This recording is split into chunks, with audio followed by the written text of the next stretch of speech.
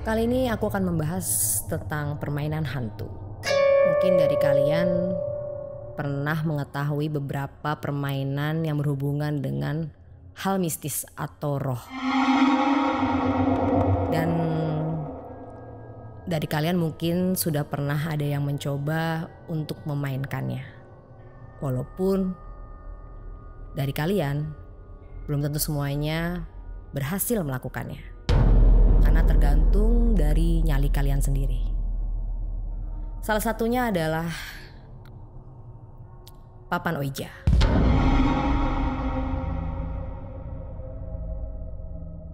Papan Ouija hampir sama dengan permainan jelangkung. Membutuhkan sebuah alat dan alat petunjuk untuk memainkan dan dalam memanggil roh. Sebenarnya permainan ini adalah permainan anak-anak yang digunakan pada abad 19. Tapi semakin kesininya banyak orang memakai papan Ouija atau jelangkung untuk berkomunikasi dengan arwah. Kadang-kadang mereka menggunakan papan Ouija ini untuk berkomunikasi dengan arwah keluarganya yang sudah meninggal, rekan, sahabat, ataupun partner yang sudah lama meninggalkan mereka dan mereka ingin menanyakan sesuatu kepada mereka. Dan ada juga yang mempertanyakan tentang masa depan, bahkan masa lalu, atau hanya untuk sekedar iseng. Papan Ouija ini dimainkan oleh lebih dari satu orang, bisa juga sendirian, tapi kadang lebih seru apabila dimainkan dengan beberapa teman-teman, lebih dari 2 orang. Untuk papan Ouija khususnya menggunakan sebuah papan yang terbuat dari kayu berbentuk segi 4 dan di situ terdapat simbol, angka ataupun sebuah kata. Dan ada satu alat petunjuk berbentuk segitiga dan bolong di tengahnya, itu dinamakan planchette. Kalau di jelangkung, kalian hanya membutuhkan mungkin tongkat, kayu yang kalian bentuk seperti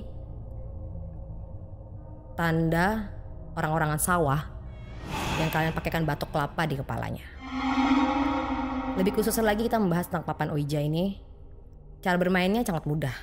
Kalian hanya tinggal memerlukan sebuah tempat atau ruangan, baik terang maupun gelap.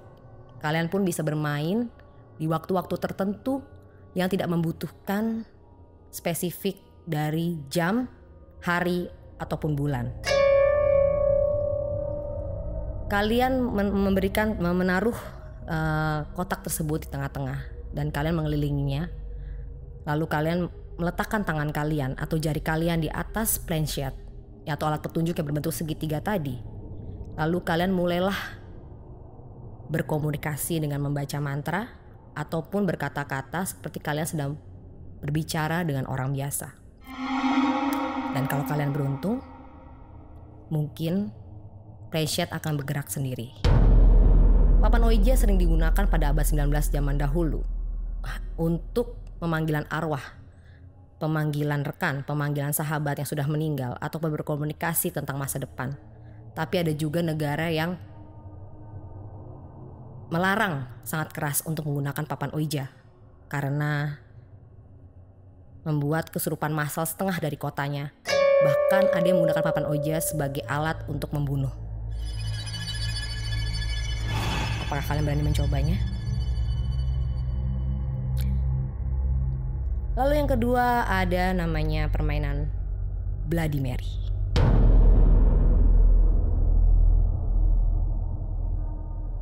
Permainan Bloody Mary hanya akrab di telinga orang barat. Jarang dimainkan oleh orang Indonesia. Karena Bloody Mary adalah pemanggilan arwah di dalam cermin. Bloody Mary asal-usulnya adalah sebuah ritual. Banyak juga yang menganggap ini adalah permainan biasa yang tidak berhubungan dengan ritual. Yang berhubungan dengan ritual adalah berhubungan untuk memanggil arwah yang bisa menentukan calon suami, terutama bagi wanita yang masih jomblo. Biasanya mereka hanya membutuhkan sebuah kaca besar berada di ruangan yang sedikit agak luas, dan mereka mematikan lampu hingga gelap gulita dan hanya menggunakan satu lilin yang sudah menyala. Dan lalu mereka memanggil Bloody Mary, Bloody Mary, Bloody Mary, mengatakan sebanyak 3 kali. Dan apabila kalian beruntung, di situ kalian bisa melihat calon suami kalian. Ada juga yang menggunakan sebagai permainan biasa, yaitu hanya ingin membuktikan apakah benar di dalam kaca dengan menggunakan Bloody Mary bisa memanggil arwah penyihir jahat yang sangat haus amarah dan dendam. Kalian bisa menggunakan permainan Bloody Mary dengan menggunakan kamar mandi dalam keadaan gelap gulita. Jamnya pun kalian bisa memilih tengah malam, jam 1, jam 2, atau jam 3 dini hari. Kalian hanya membutuhkan satu lilin menyala menerangi ruangan tersebut. Lalu kalian berdiri tepat di depan cermin dengan menggunakan lilin yang menyala itu dan memanggil Bloody Mary, Bloody Mary, Bloody Mary. Dan apabila kalian beruntung, Bloody Mary akan keluar dari dalam kaca untuk memberikan permintaan apa yang kalian minta. Lalu permainan ketiga ada namanya Three King Cross.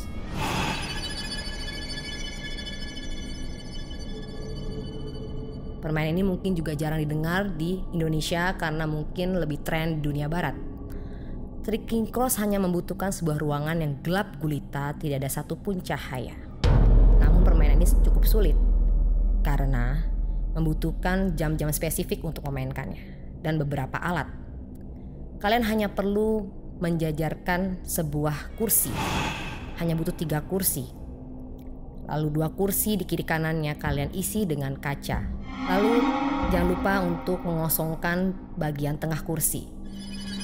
Dan pada jam 12, kalian harus memasuki ruangan tersebut dengan membawa benda kesayangan kalian dan menaruh di salah satu sudut ruangan tersebut.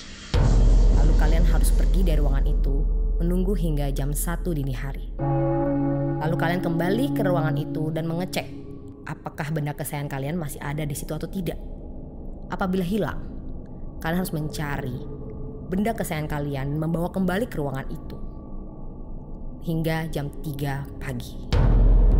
Pada saat kan sudah jam 3 pagi, kalian harus menunggu dalam ruangan tersebut dengan benda kesayangan kalian hingga jam 3:33 menit.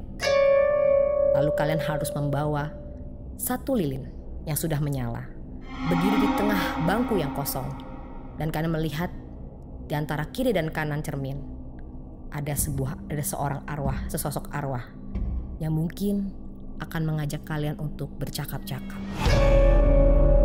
Lalu selanjutnya ada permainan dry bone.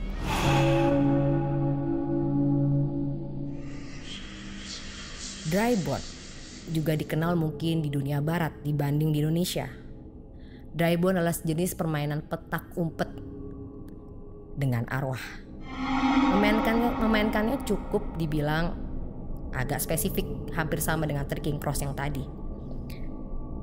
Dan kali ini kan hanya membutuhkan sebuah ruangan yang cukup gelap gulita. Tidak ada satupun cahaya yang masuk dalam ruangan itu. Dan dalam ruangan itu kalian harus memanggil para arwah dengan mengatakan, "Saya sadar akan kehadiranmu dan saya menyambutmu." Lalu kalian harus diam sampai jam 12 malam hingga jam 3 pagi. Lalu kalian mulai bersembunyi dari para arwah. Dan apabila sudah ingin menyelesaikan permainan pada jam 3:03 menit, kalian hanya bilang, "Terima kasih untuk bermain bersamaku, tetapi kamu harus pergi sekarang karena kamu tidak lagi diterima di rumahku." Apabila ada suara bisikan-bisikan di sekitar telinga kalian, itu artinya para arwah setuju untuk meninggalkan rumah kalian.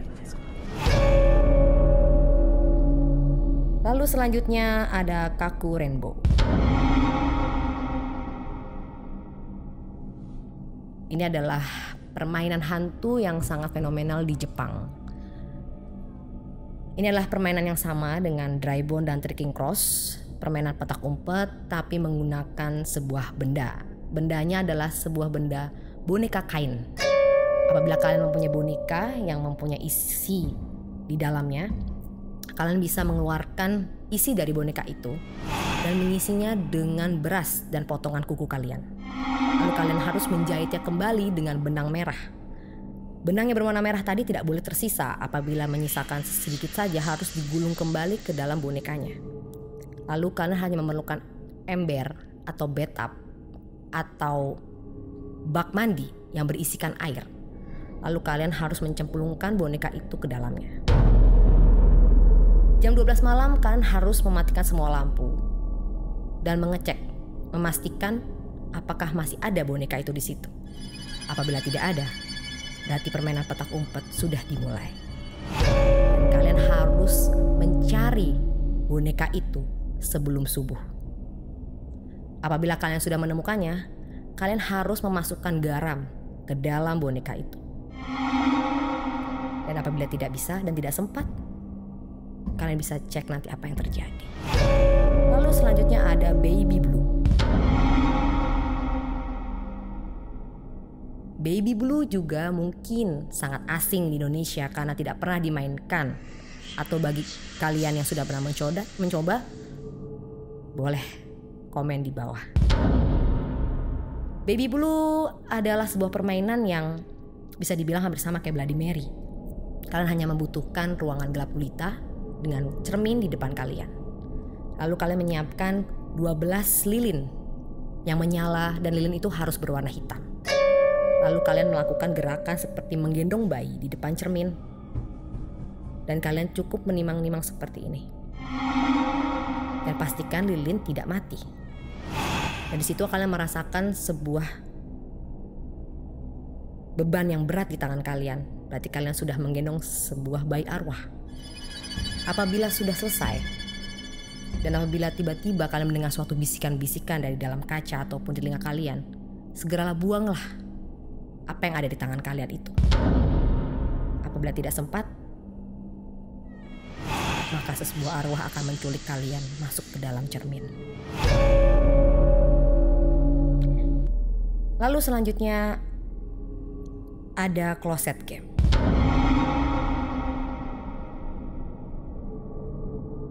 Closet Game adalah sebuah permainan petak umpet di dalam lemari. Permainan ini mungkin hampir semua orang bisa melakukannya karena pasti dari kalian semua punya lemari. Cuma di sini lemari yang dibutuhkan adalah lemari yang benar-benar sangat rapat pintunya karena membutuhkan suasana yang sangat gelap. Tidak ada satupun cahaya yang harus masuk ke dalam lemari. Kalian hanya tinggal duduk di dalamnya, mengunci pintu dari dalam, lalu kalian memegang sebuah korek. Dan pada saat kalian berdiam di dalam lemari tersebut dan kalian mendengar suara bisikan-bisikan dari kiri dan kanan atau belakang, kalian tidak boleh menengok ataupun menoleh ke belakang. Karena dalam permainan ini, menoleh ke belakang sama saja dengan gagal, seperti gagal menyalakan korek. Apabila kalian tidak menengok dan berhasil, kalian harus cepat-cepat setelah mendengar bisikan itu, kalian harus cepat-cepat menyalakan korek yang di tangan kalian. Apabila kalian berhasil menyalakan korek, kalian harus pelan-pelan keluar dari lemari tersebut. Dan keluar dari ruangan yang gelap gulita itu menunggu sampai pagi. Untuk bisa mematikan korek tersebut. Tapi apabila kalian gagal, kalian akan tersedot ke dalam kekuatan yang sangat gelap gulita. Ruangan yang sangat gelap yang mungkin disebut dunia lain. Lalu selanjutnya ada namanya Devil Face.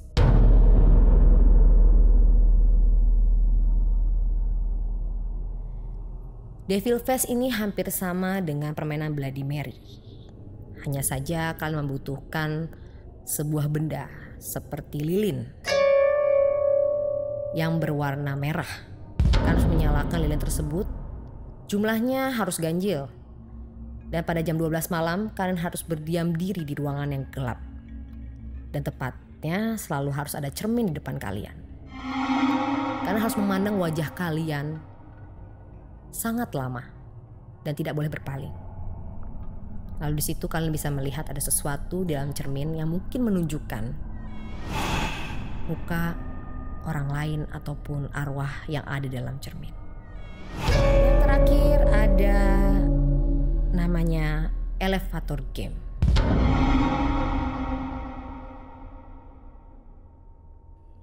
Ini adalah sebuah permainan yang mungkin juga jarang didengar karena permainan ini membutuhkan effort yang sangat besar karena membutuhkan lift, elevator sebutannya, dan membutuhkan juga nyali yang cukup besar. Dan tidak heran kononnya permainan ini mampu mengambil nyawa seseorang. Permainannya bisa dimulai di sebuah gedung yang mempunyai lift atau sebuah tempat yang mempunyai lift yang mungkin ketinggiannya mencapai lantai 10 lebih. Karena kalian harus memencet sebuah angka di dalam lift. Kalian harus memasuki sebuah lift di gedung itu dan kalian harus memencet kode 426215. Dan kalian akan melihat pintu tersebut akan terbuka di lantai 5. Dan di situ biasanya akan ada suara seorang wanita ataupun sosok seorang wanita yang akan menanyakan ke kalian, kamu mau kemana? Sebisa mungkin kalian tidak menggubris dia ataupun menjawab pertanyaan dia. Dan apabila kalian sudah puas dengan apa yang sudah kalian lihat, kalian bisa kembali untuk memencet angka 1. Tapi jangan heran karena lantai akan menuju ke lantai 10. Apabila kalian melihat sesuatu hal di lantai 10, kalian bisa keluar dari dalam lift. Dan di situ adalah ruangan di dunia lain yang mungkin membuat kalian akan merasakan perbedaannya. Kalau kalian tidak ingin keluar, kalian bisa lanjut untuk ke lantai 1. Dan di lantai 1 biasanya kalian tidak akan sadarkan diri. Dan apabila kalian sudah sadar, kalian bisa mengecek pada saat kalian sadar kalian sudah berada di dalam kamar kalian ataupun rumah kalian. Tapi coba dilihat dulu, apakah benar itu sudah di dunia kalian yang asli atau bukan. Itulah sebuah permainan-permainan hantu yang bisa kalian coba. Tapi saran saya, sepertinya kalian pikir-pikir dulu untuk mencoba permainan itu. Karena beberapa hal mungkin benar-benar mengandung sebuah mistis yang jahat ataupun bukan hanya sekedar keisengan saja. Apakah kalian berani untuk mencoba sebuah permainan itu?